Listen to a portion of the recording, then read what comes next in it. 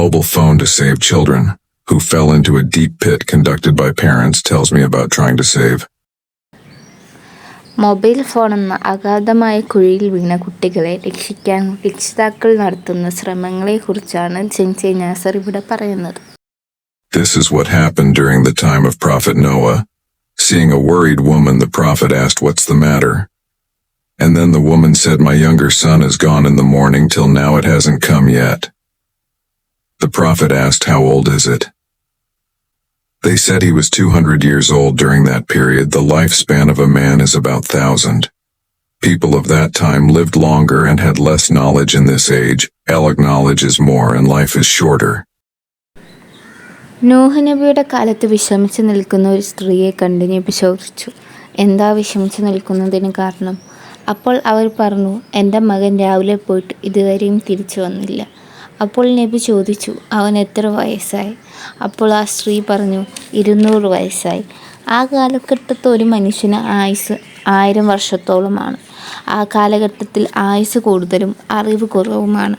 എന്നാൽ ഈ കാലഘട്ടത്തിൽ അറിവ് കൂടുതലും ആയുസ് കുറവുമാണ്. Tell us about some of the gifts this mobile phone has given to man. Burnt Quran and pornographic images in the same memory. 2.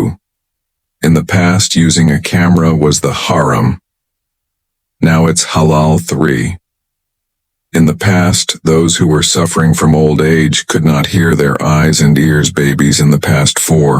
If patents call the will respond with mercy. Now they will peak angrily. 5. Old people will be spoken with respect.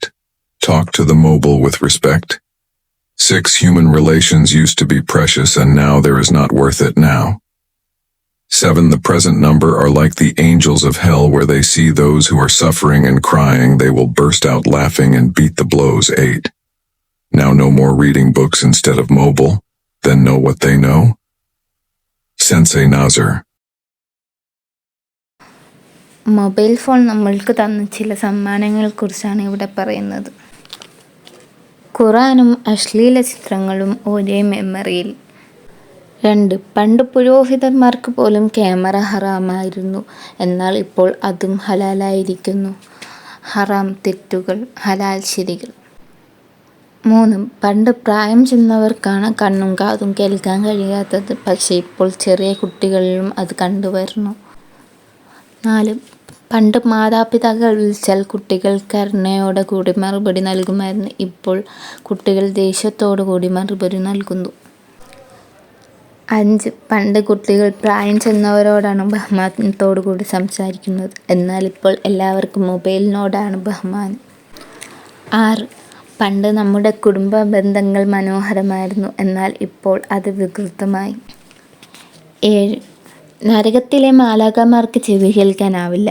മനുഷ്യർ അവിടുത്തെ വേദനകൾ കൊണ്ട് ആർത്തു വിളിക്കുമ്പോൾ മാലാഖയെ കളിയാക്കുന്നോടാ പറഞ്ഞ് ഉപദ്രവം അധികരിപ്പിക്കും. 8.